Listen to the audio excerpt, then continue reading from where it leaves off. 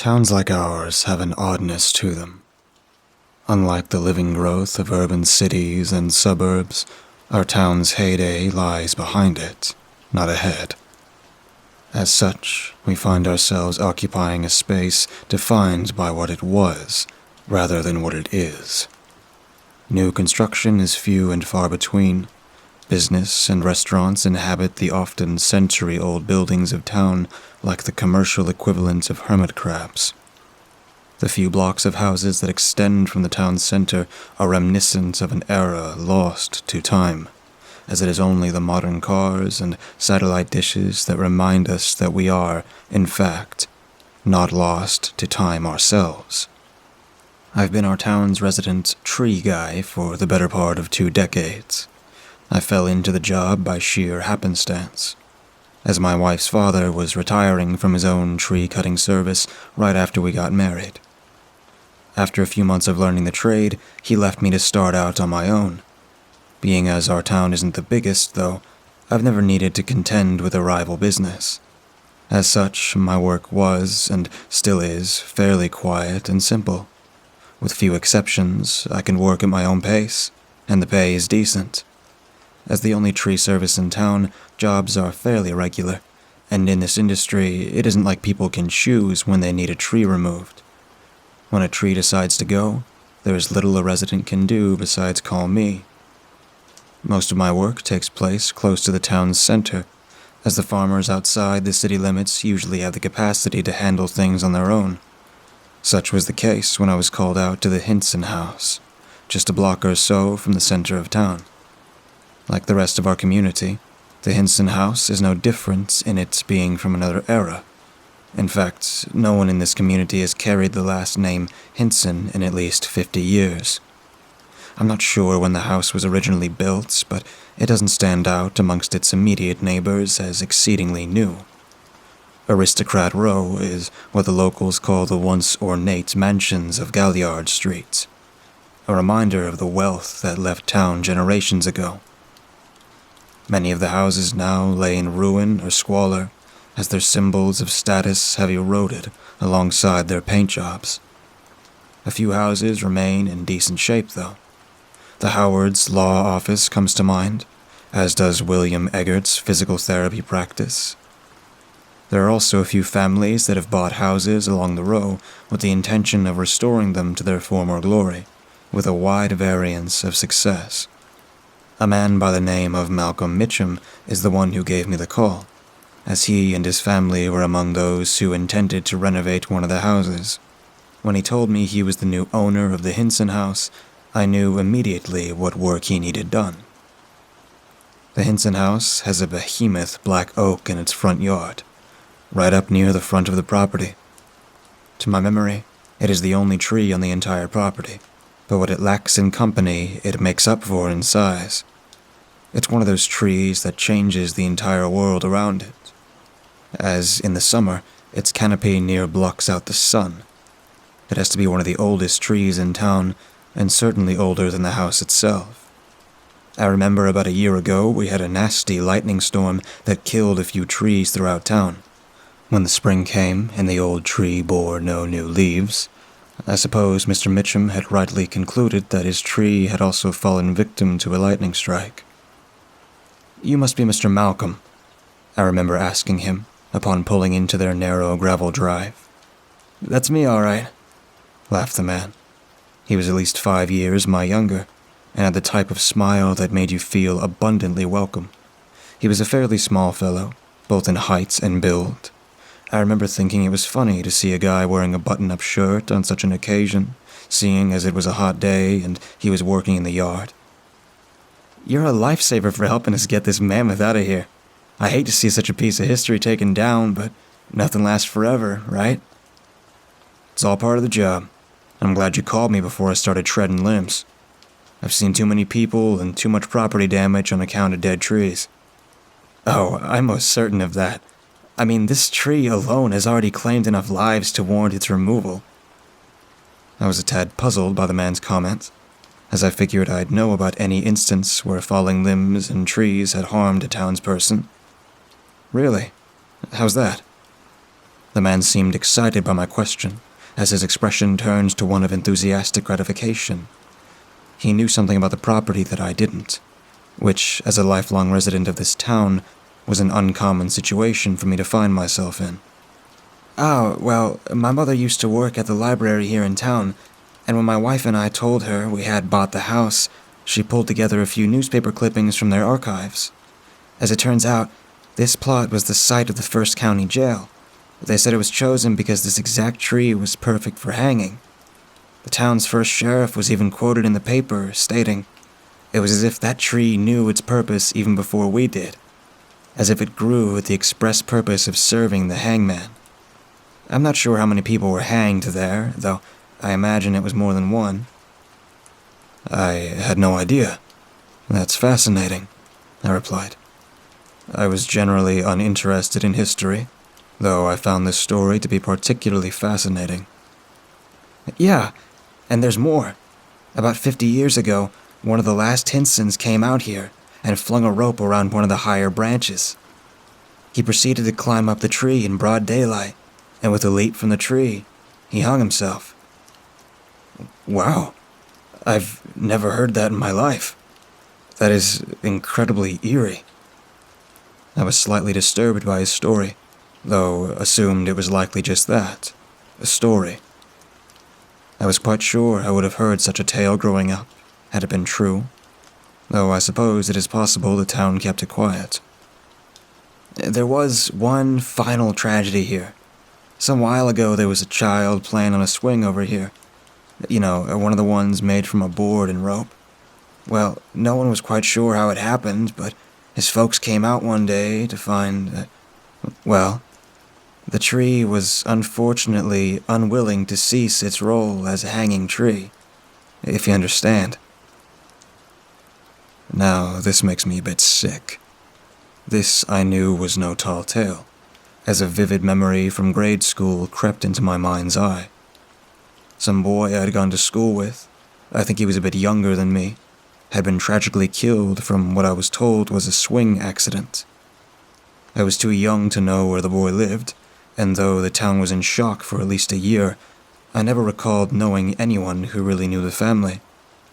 I think they might have been from out of town, but nevertheless, parents were hesitant to let their children play on the swings while I was growing up.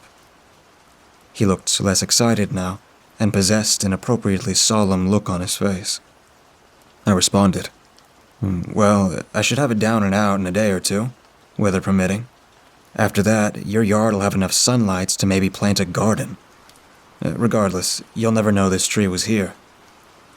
His smile returned as he responded, "Oh, wonderful. I'm glad to hear you can make quick work of it. As for seeing it again, though, my wife and I actually have some plans for it." "Oh? And what's that?" "Well, we were curious if you might keep the logs a little longer.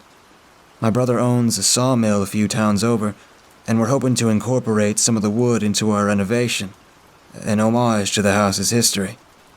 This was not the first time I had had a customer request wood from a felling, and I was more than happy to oblige. "That is fantastic. I hate seeing old trees like that one fed to the wood chipper, and black oak can make for some stunning woodwork. I'd be more than happy to leave the logs sawmill ready." "Ah, wonderful. Thank you so much again. I think my wife and I just aren't ready to let the old thing die just yet. Thank you again, and let me know if you need anything from the house." After that, we bid one another farewell, and he went back to work in the yard. I called up my only other employee, Jonah, and waited for him to arrive. The tree was a formidable adversary, even to the untrained eye. The diameter has to be at least 15 feet across, and the massive branches spindled upwards at least 100 feet. There were no leaves on the behemoth, which left its skeletal structure looming above the estate unobscured. The black bark of the monster contrasted starkly against the overcast sky, granting the momentary illusion that the world was in black and white. We started cutting as soon as Jonah arrived with the equipment. He's a much better climber than myself, and made it to the top of the tree in no time. As he started cutting into the first branch, I could hear the chainsaw straining against the wood. After a solid minute or two, he was finally able to drop the first limb. I walked over to the fallen limb and noticed just how dark the actual wood was. Normally, oaks have a lighter brown hue to them, but this wood seemed a dark, rich ebony. The rest of the tree was similarly difficult for Jonah and me to tackle. Twice, Jonah got caught in his harness and almost fell out of the tree, or worse.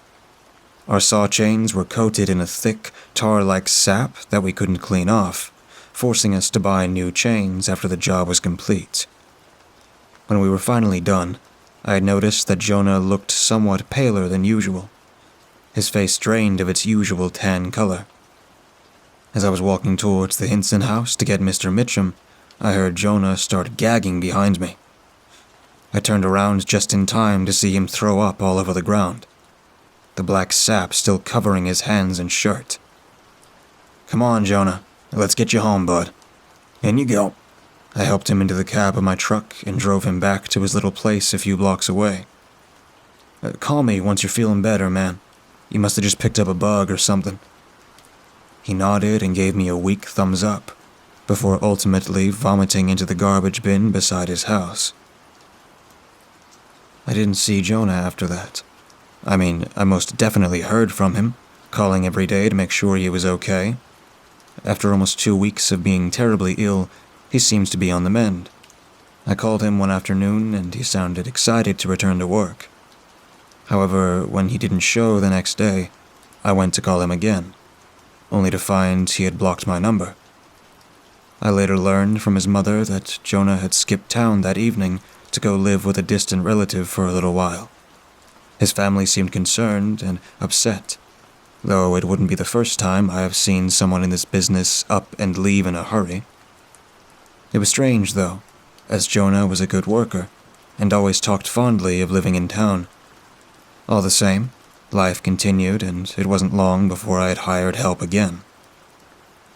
As for the Hinson house, I didn't hear much after I took that tree out. Malcolm and I exchanged pleasantries. He paid me in cash, and that was essentially the end of it.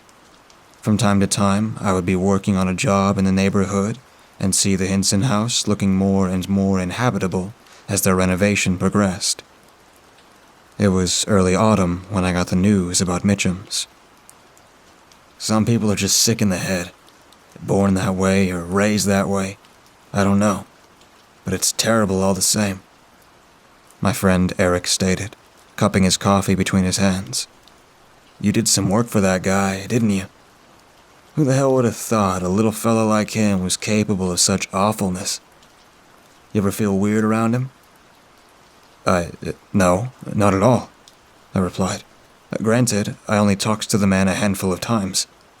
He didn't strike me as the type to renovate a house. I remember that.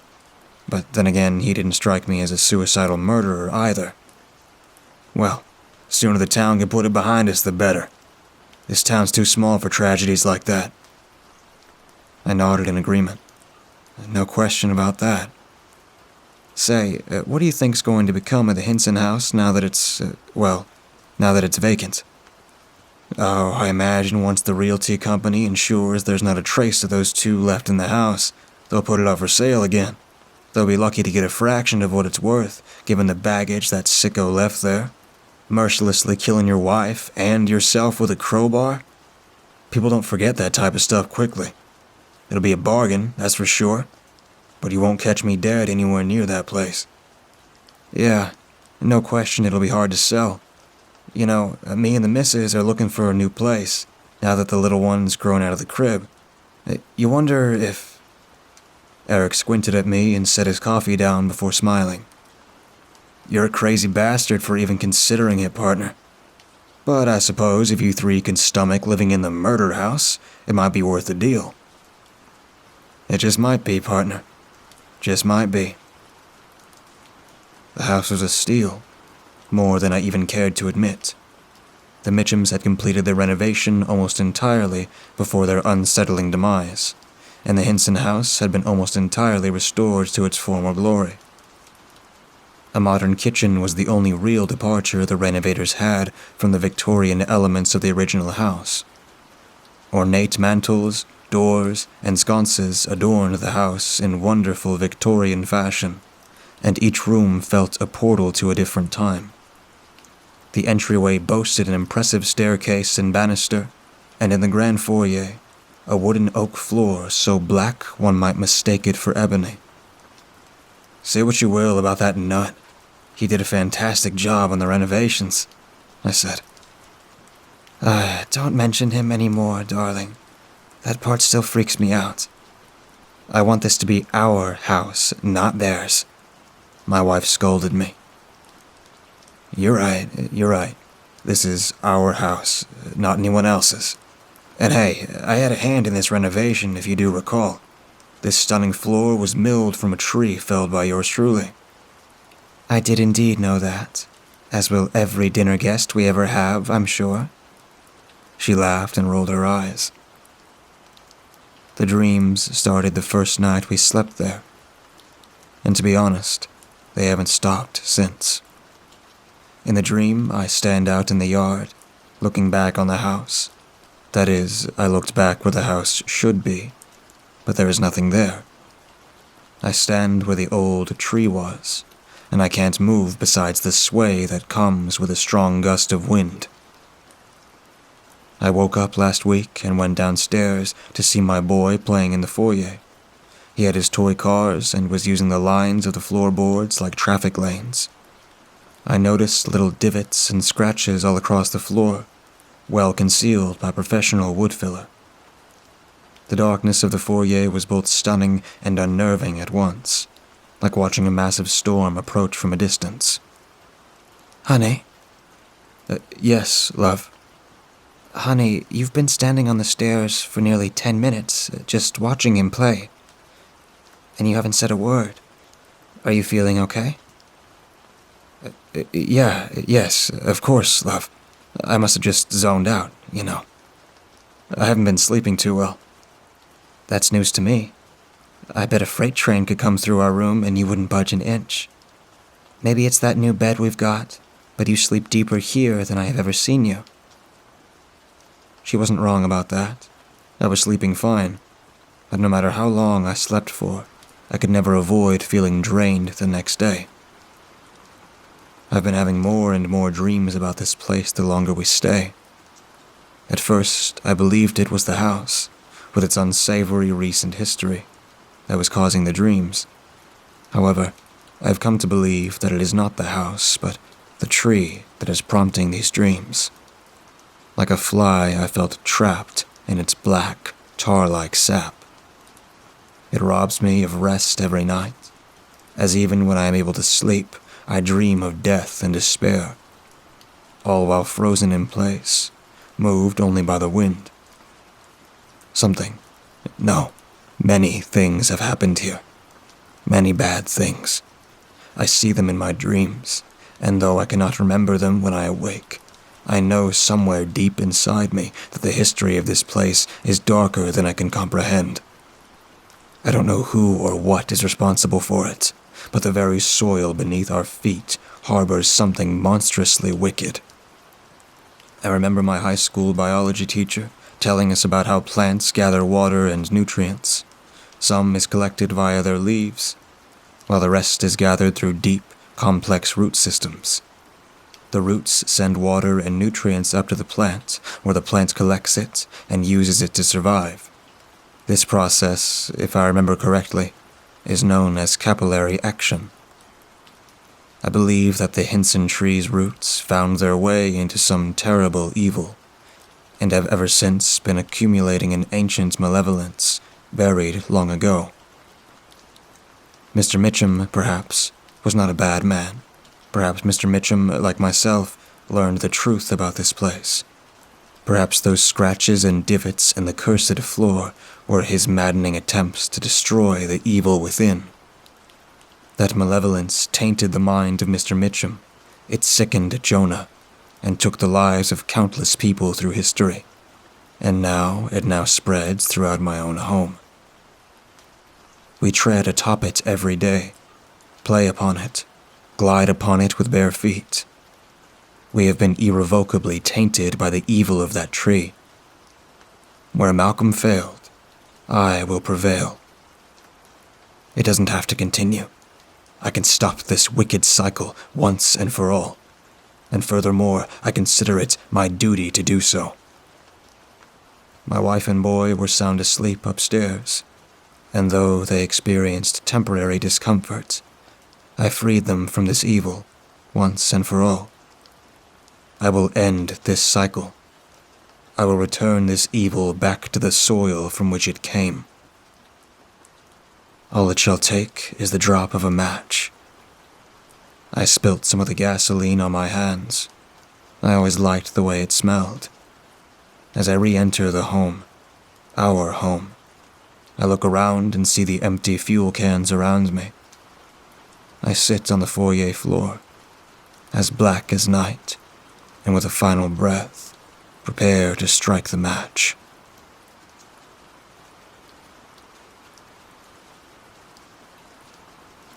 I know I'm not supposed to allow this information to get out, but I'm really afraid and lost. I'm a sheriff. I've been working in the force for 15 years, and I am admittedly petrified with fear. This morning, I got a call. This was not at all uncommon. Our town was small, the station only having a secretary and 5 deputies. They were all well trained, but I admit that they can be completely absent-minded at times, and often needed my assistance on even the easiest tasks. This morning was not one of those mornings. The call was coming from a voice I didn't recognize, but later would learn it was a family member of the force. Yesterday, 2 of our deputies, for anonymity's sake, we'll call them Deputy Tyler and Deputy Harris, went on a group family outing on Tyler's boat. They never came back to shore. The lake is on the far border of the town. It's a pretty large lake, too. Probably about 20 to 30 miles. Our town happened to be the only town on any side of it. The rest of the area is thick with trees. Panic set into my gut immediately, but I pushed it down and let the woman on the phone know that things would be okay, and we would figure out what the deal was. I heard a sigh of relief on the other end of the line and said my goodbyes before hanging up and dragging myself out of bed. My wife stirred a bit, but just turned over and resumed her light snores. She was used to this by now. I arrived at the station to find my remaining 3 deputies pacing nervously around the Central Command, also known as the main office.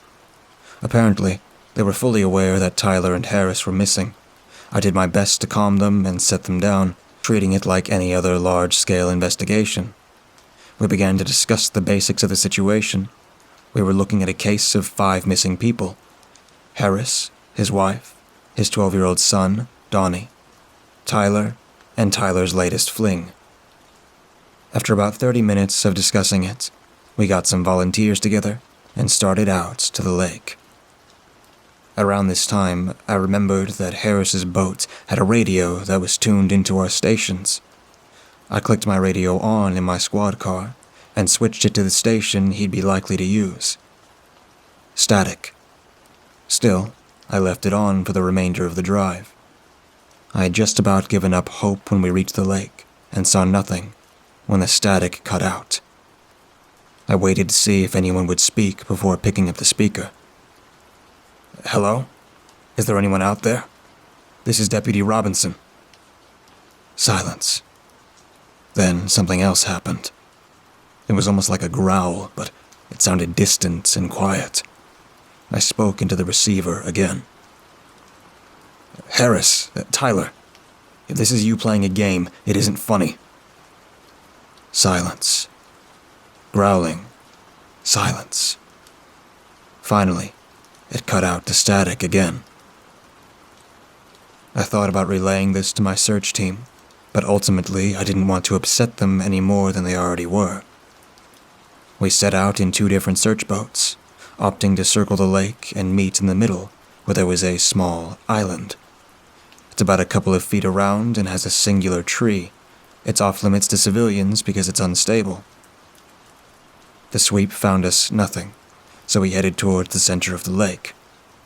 As we approached the small island, I could see Harris's boat sitting a few feet away from the small landmass. The closer we got, the more clearly I could see. There were 5 people lying on the beach. However, when we finally arrived, I could see that they were not sleeping while they waited for rescue, as I had stupidly hoped.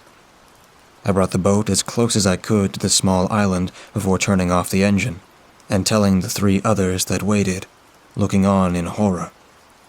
I jumped onto the grass, my shoes sinking a bit into the ground. With caution, I approached the bodies. The first thing that I noticed was that they were, in fact, the Harris and Tyler families, though some parts were missing. It was an absolute gore show, the worst thing I had seen in my entire career. Out of respect for the families, I will be leaving out the details, but it felt like I had been transported into a horror film. I heard one of the volunteers vomit off on the side of the boat, and decided it would probably be best to take them back to shore and come back for the bodies.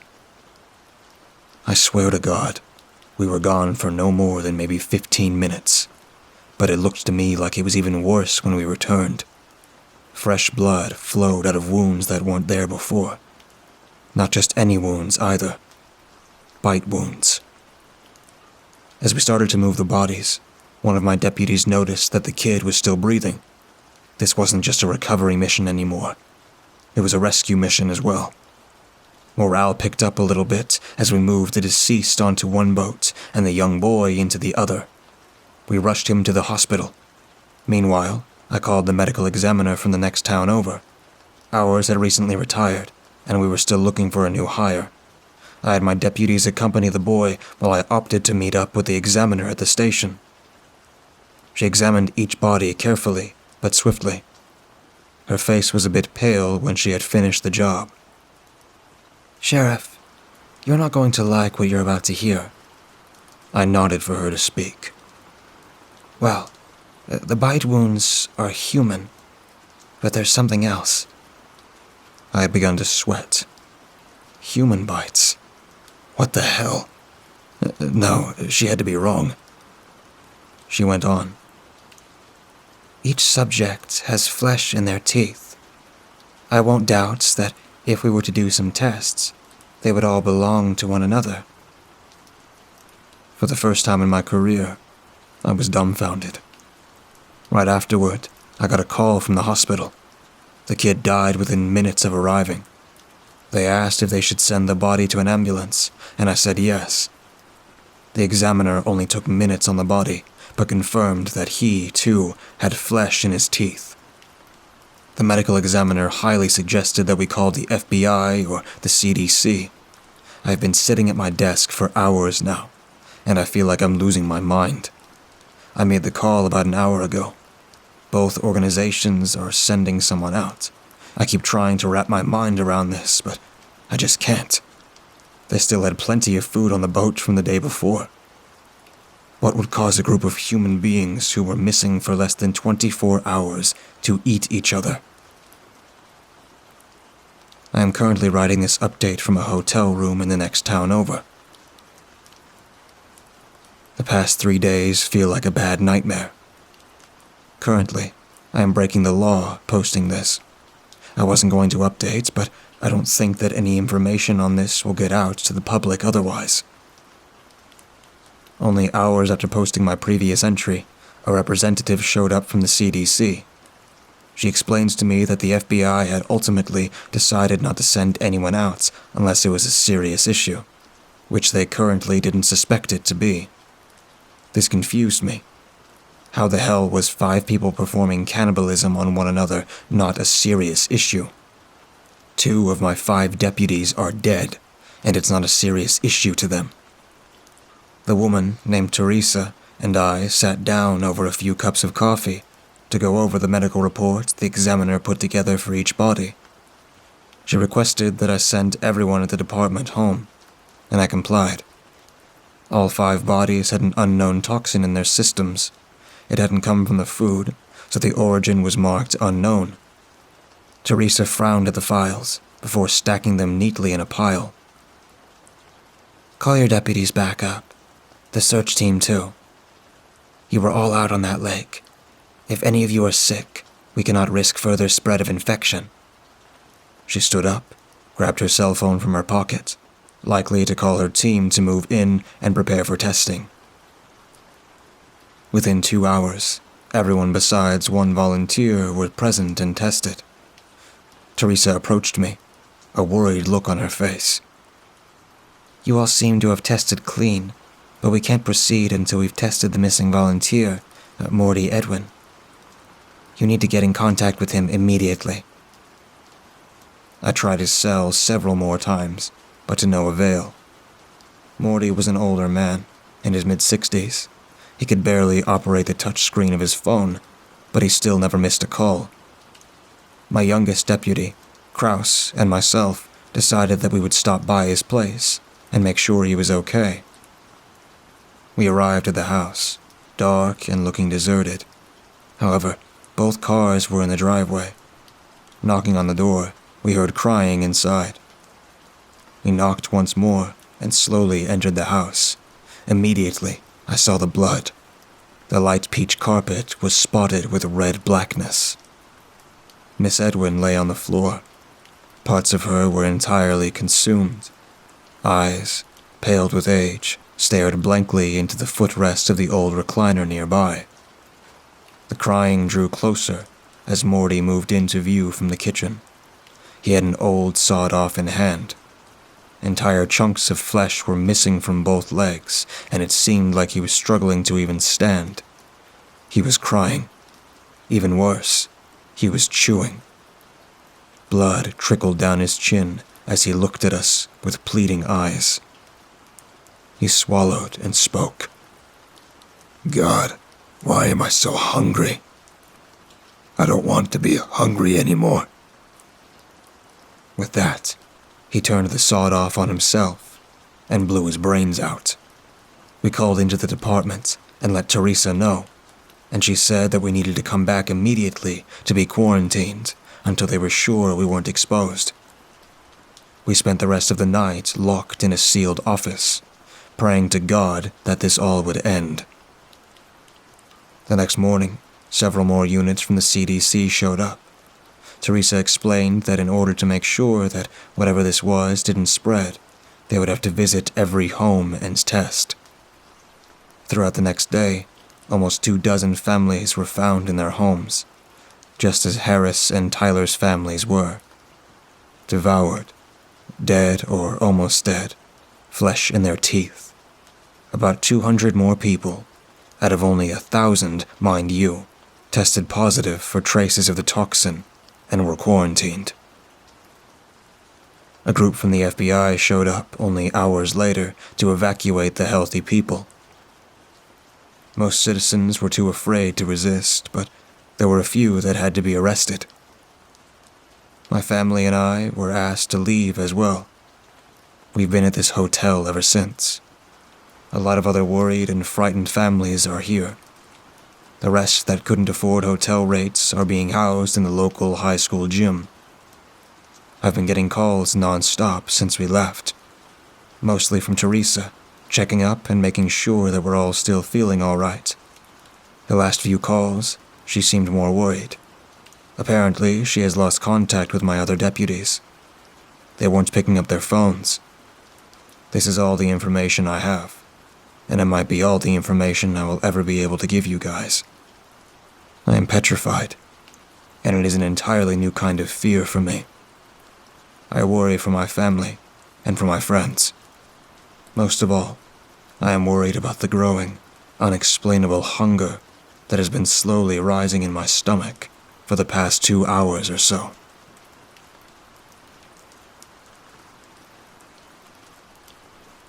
I sat in my seat located on a Boeing 747, heading for Germany from LAX.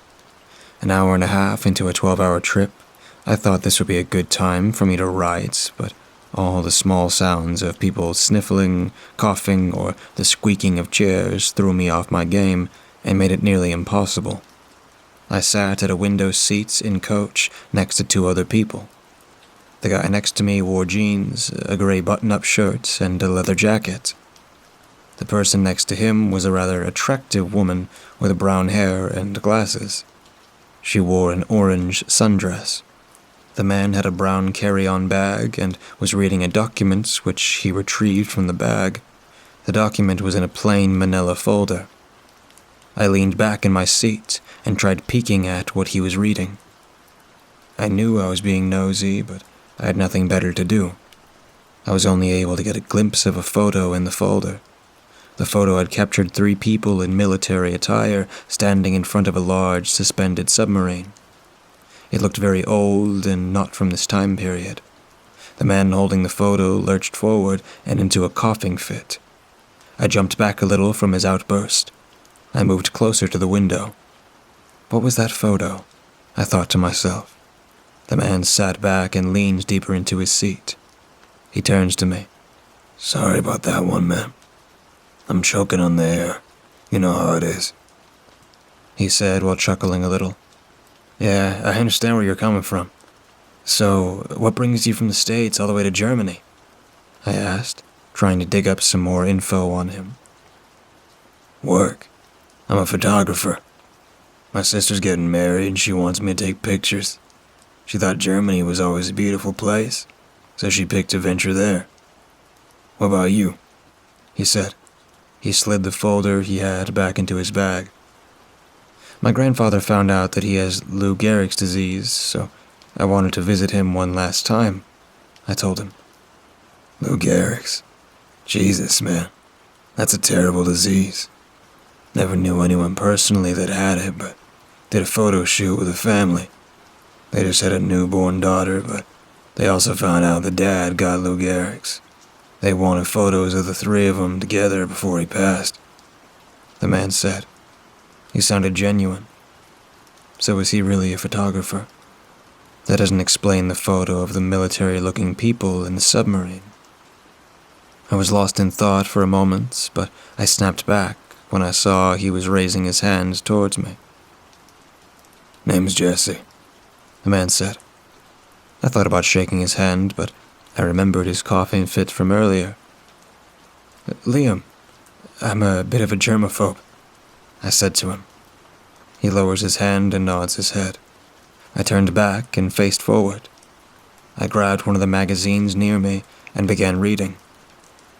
Only an hour and 3/4 in, and I'm reading a Sky Mall magazine.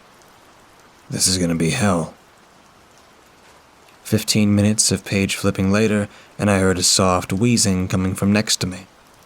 I looked over to see my newly formed acquaintance had turned a sickly pale color. A small amount of blood trickled from his left nostril. Jesse, your nose is bleeding. You don't look good, man," I said to him. I couldn't figure out if he even heard me until he lifted his left hand to his nose. His index and middle finger touched the blood. He grumbled something and stood up. Jesse walked, more like stumbled, his way towards the bathroom. I settled back into my seat, trying to get comfortable. I grabbed my earbuds and plugged them into my phone. I put on some narrated no-sleep stories and listened for a while. The story was about a group of friends being hunted by a creature known as razor shins.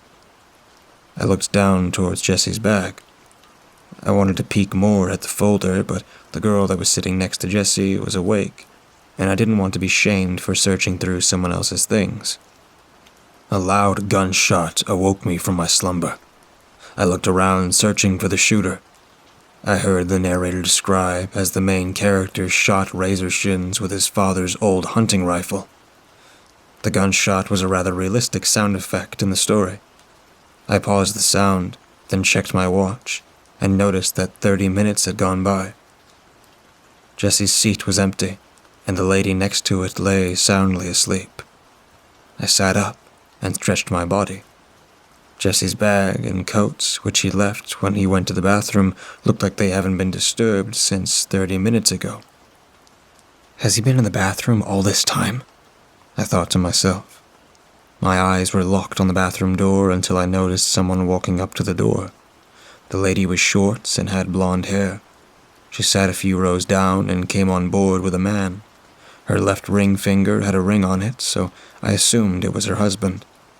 She approached the door and knocked on it. She lowered her hand and opened the door. It was almost like one of those snake-in-a-can gag gifs. Though, instead of snakes launching out, Jesse launched out. Blood seemed to leak from his eyes, mouth, nose, and every orifice it could find. He leapt onto the lady and knocked her to the ground. Jesse looked 6 foot, while the lady was only 5'5" at most.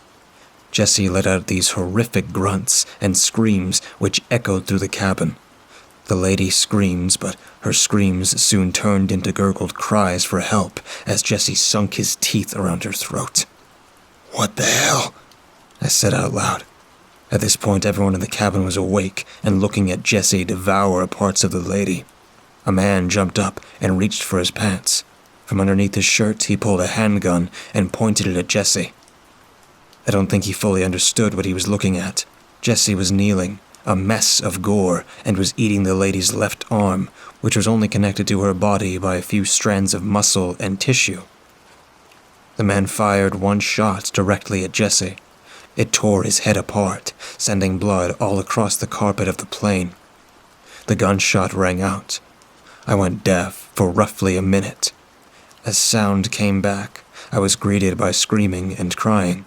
Some of the passengers started vomiting.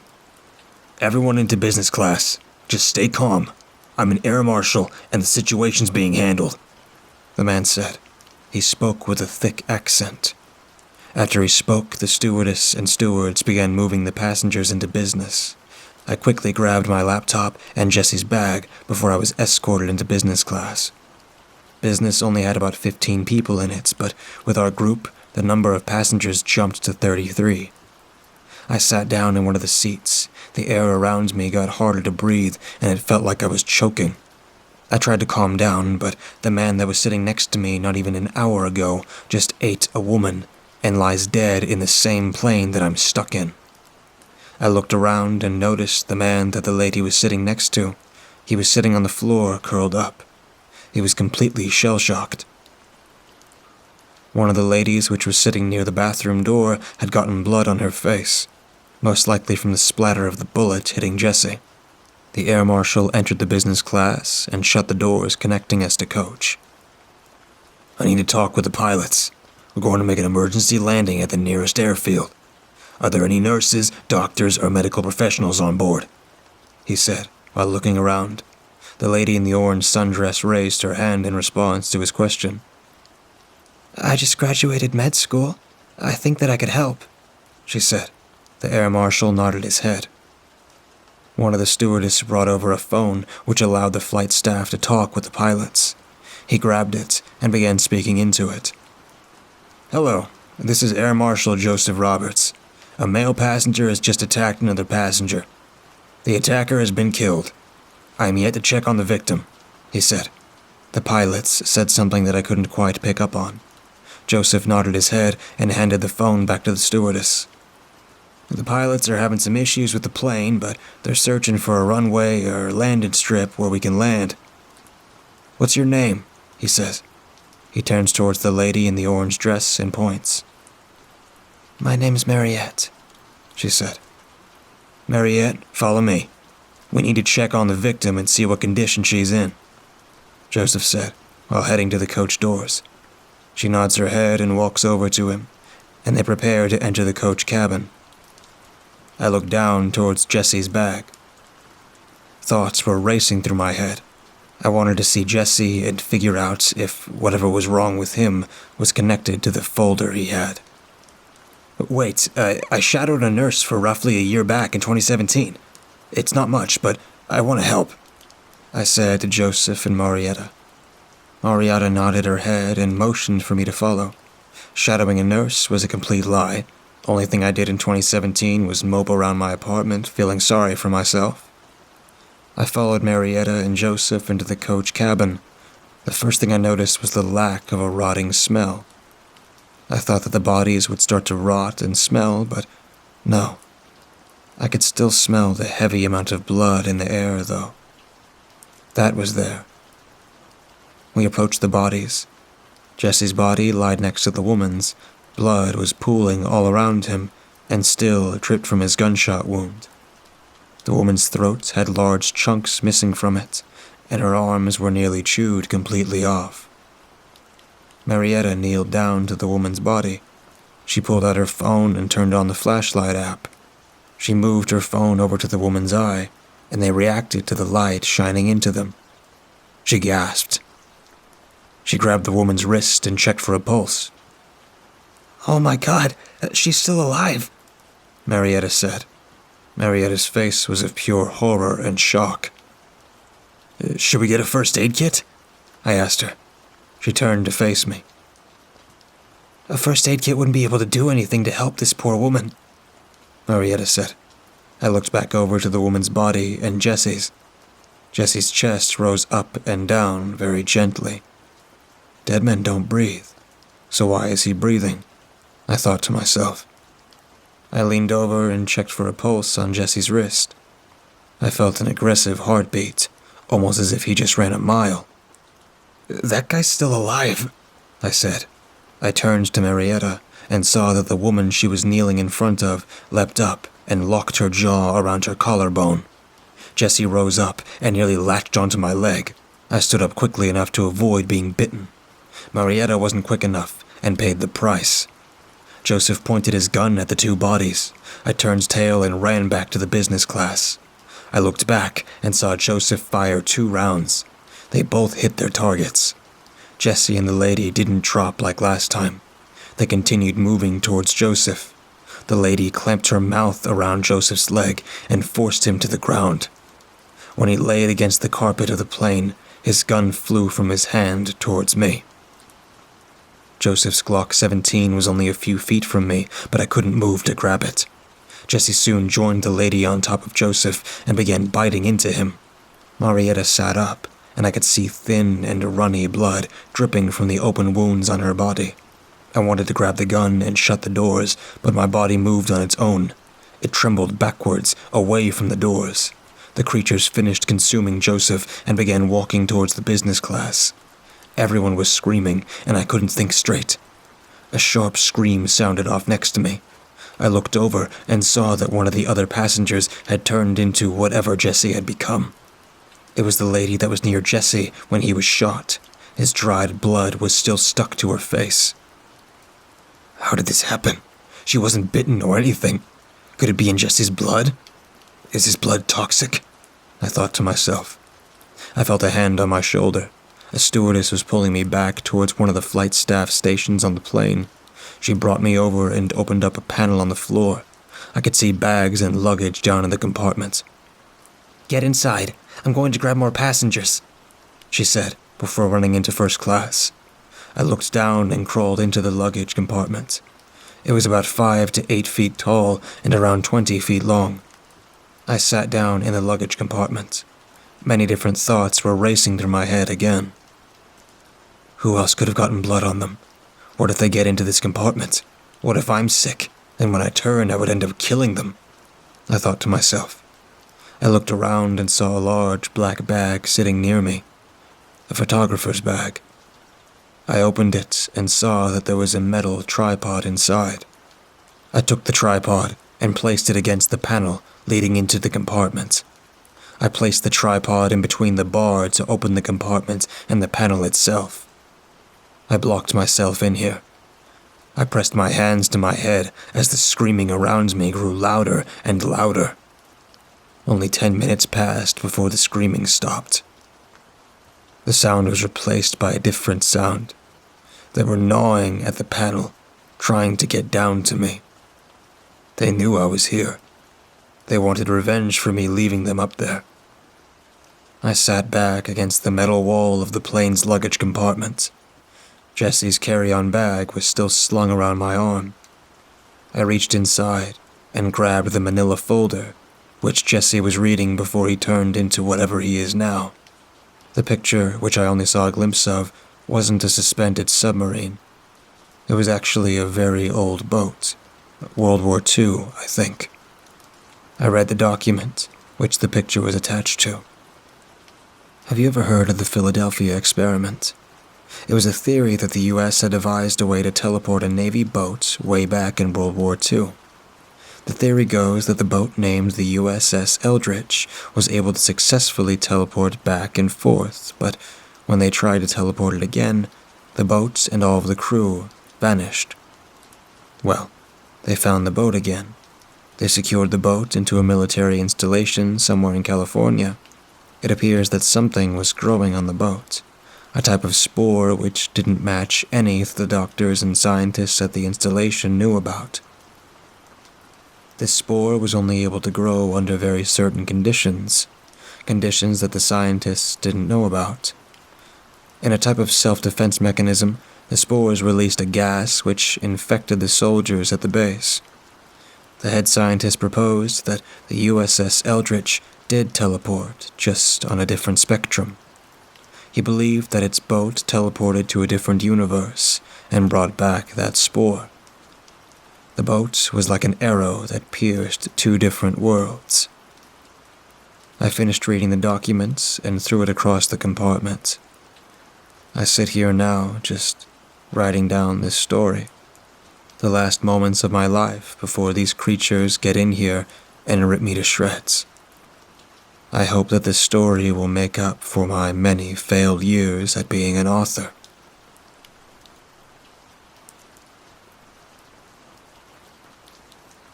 It gets very dark early this time of year this far north.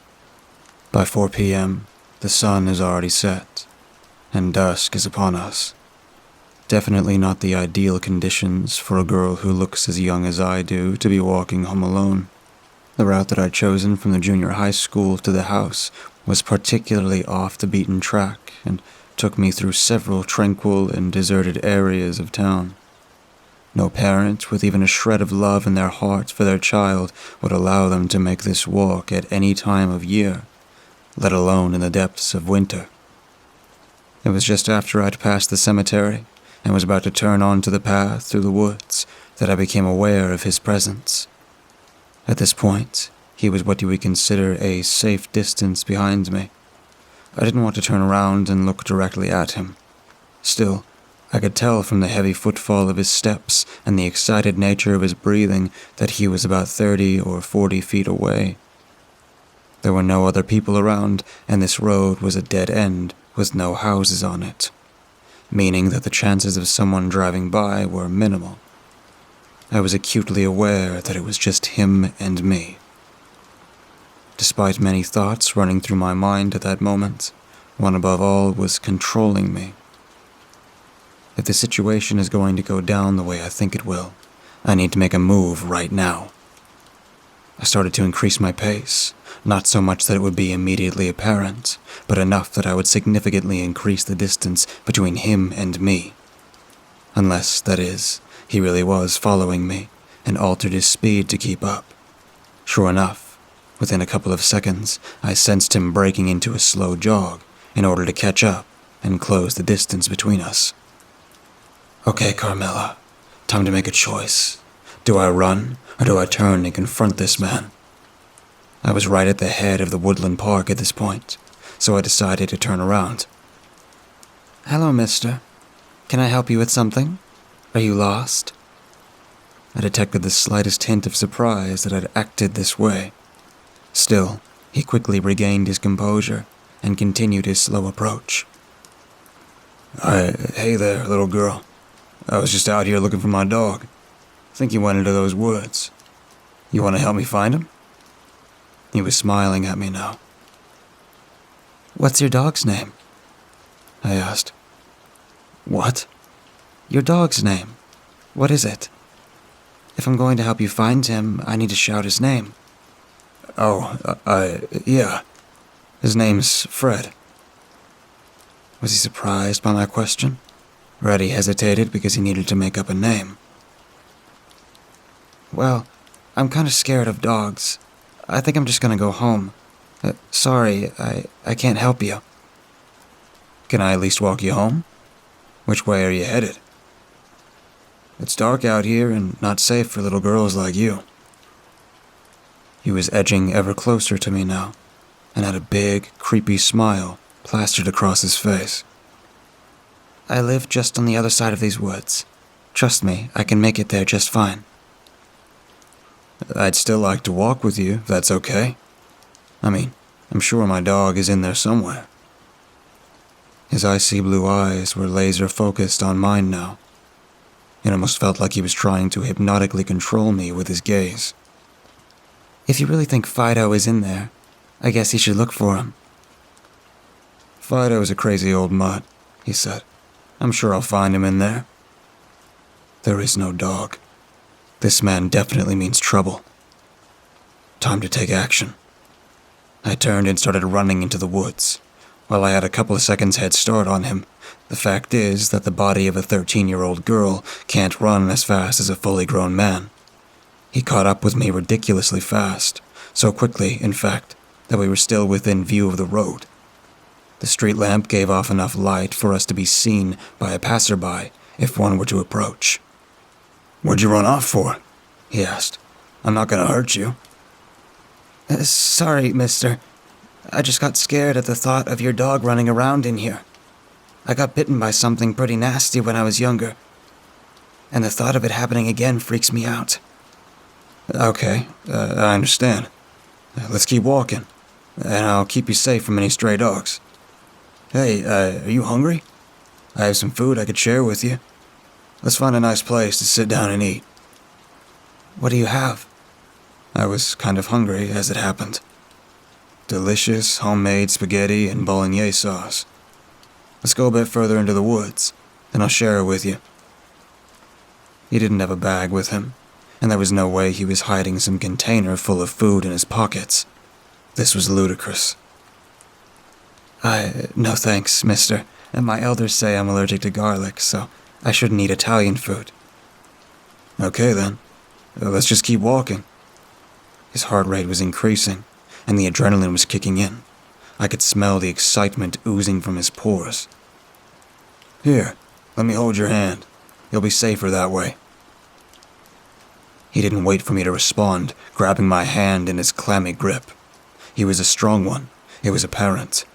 There was no way a regular girl of my height and frame would be able to escape this man. We walked on and were soon far away from any streetlight and any semblance of safety. Soon, things were going to take a turn very much for the worse. He clearly sensed this too, letting go of my hand and standing in front of me to block the path. The disingenuous smile had gone now. Okay, little lady. Fun time's over. Well, for you anyway. My fun's just about to begin. He withdrew a set of handcuffs from his pocket and dangled them in front of my face. I seriously doubt that, Johnny. This was the part that I always loved the most. The look of utter shock on these monsters' faces when I first called them by their name. I'd seen it dozens of times before, and it never grew old. Now for the next part. He'll be rocked back for a few seconds before trying to reassert his authority. Wait, what? How do you... I didn't let him finish his question. Johnny Mutton, pedophile, rapist, and child killer. We've been tracking you for a while. Wow, he looked stupid still dangling those cuffs in front of him. Guess what? We found you. Just watching the cogs of a regular human's brain slowly turn was not my favorite part of this whole game, though. Come on, work it out already. Then you can pretend it doesn't matter, that you're the boss here, and we can get down to business. Well, I don't care what you think you know. Oh good, the bravado had returned. It was always more fun when they still thought they had the upper hand. I'm still gonna torture you, rape you, then leave little pieces of you scattered all over the forest. Again with the dangling handcuffs. What was wrong with this guy? Which hand should we start with? You on my left. This schmuck had a look on his face like it was Christmas and his birthday all rolled into one. He advanced and roughly placed the handcuff around my left wrist. Things are gonna get real ugly now, little lady. He was smirking. He genuinely believed he was still in control. At least we can agree on something. All right, Let's get this over with. I was going to make this quick. This piece of garbage wasn't even worth toying with. I grabbed the other end of the cuffs and clasped it around his wrist. There was no way he was going to escape me now. "What are you doing, kid? You think that's..." I jumped up and sank my fingers deep into his neck. I would feast on him later, but for now, ripping out half of his jugular would lead to a suitably painful death. I climbed off of him and spat out the chunk of flesh onto the ground in front of him. In his shocked state, he actually bent down and tried to pick it up. He thought that would fix his lethal wound. I wasn't going to allow this monster even that tiny crumb of false hope, though, and dragged him away into the middle of the clearing. "Any last words, Johnny?" This was a little cruel of me, with the fact that this guy was choking to death on his own blood. I didn't have much sympathy, though. He let out a pathetic gurgling sound, looking up at me pleadingly. "Sorry, didn't catch that." He was as white as a sheet now, and not long for this world. Time to monologue. "You guys just don't put in the effort anymore. I mean, for God's sake, I only got into town last night. I was obviously indisposed during the daylight hours, meaning I know you had zero time to prep this. I still remember the old days when sickos like you would at least put in the effort. You know, a couple of weeks of following your victim, regular drive-bys, watching the home through binoculars, learning the names of friends. But you just spotted me and decided there and then to act on your impulses. Pathetic. It didn't even occur to you how dumb it would be for a girl to be walking through the woods on her own. It took me less than 2 minutes to lure you in here." His breathing was extremely labored now. He had moments left. "Okay, fair enough. Nobody expects one of our kind to look the way I do. But, hey, like I said, you should have put in the legwork. Goodbye, Johnny." And with that, I decided to feast. It always tastes better when they're still alive, even if only just.